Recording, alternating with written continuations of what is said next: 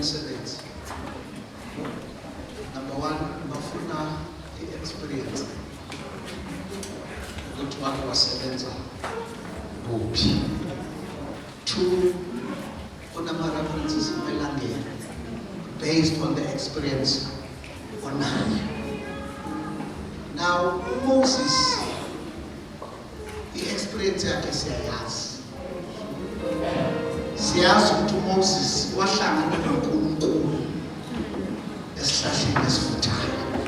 Siyazi ukuthi uMoses wawela ulwandle olubomvu. Siyazi ukuthi uMoses washintsha amanzi aseMara aba mnandi. Siyazi ukuthi uMoses imana bayidla behamba noMoses. But now sekunoJoshua akana experience. The reference ayikho. Sometimes this life will throw you into the deep where you have no experience, no reference. Just because the reference ayikho, ne experience ayikho, akusho ukuthi ngeke kwenzeke.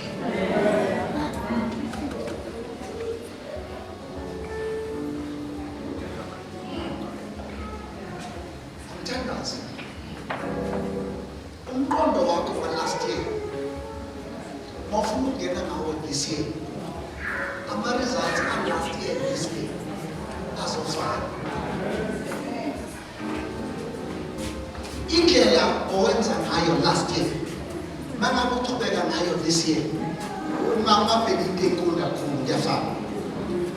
But mawuzotshintsha i-attitude ukuthi nanoma ngingawelanga nawo ulwandle olubomvu, nanoma ngangingekho mabadla imana, nanoma ngangingekho Moses makahlangana noNkulunkulu esihlahleni esivuthayo, but uNkulunkulu enayo unengoma ekhuluma ethi manginaye iphelele. uJoshua akayanga ne-experience, akayanga ne-reference, but we had an appointment.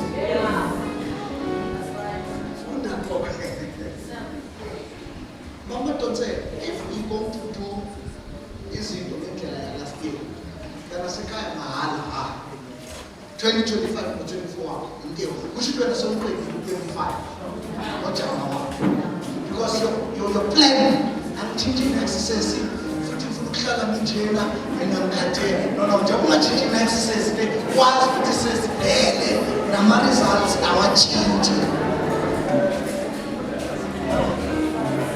You cannot fundis le ube kumnyisa umanamento.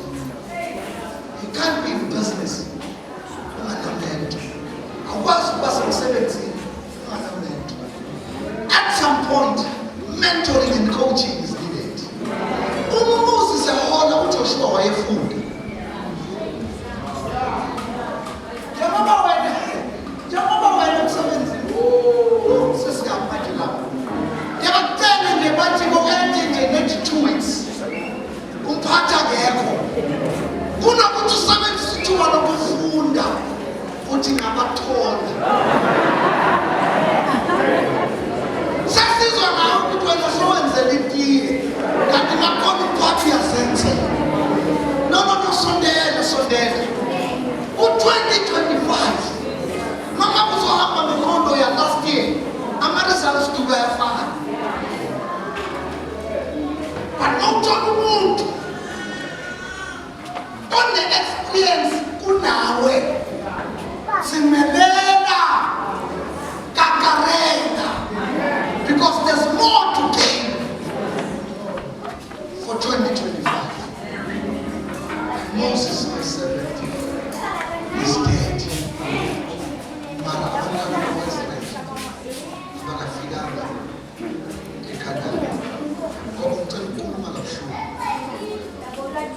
Bekhuluma ngekhaya noma ubaba wakhe ususelelwe last year.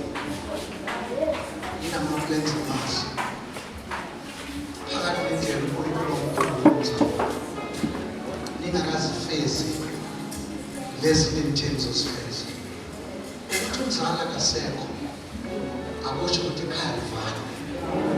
Ngabe khona kumzali ukuvuka kwakho Joshua wenze abazali bakho babe proud bengaseka ngawo. So ikhona abazali because this life is imphilayo. One, we are not permanent. Number two, lana sizama imihla namalanga. Sihleka ungahlekisi, sithemba ungathembisi, sithanda singathandwa, sifuna singafunwa, sixolela bengaxolisana. 2025 funda ngoko singathandazi. Kembulele,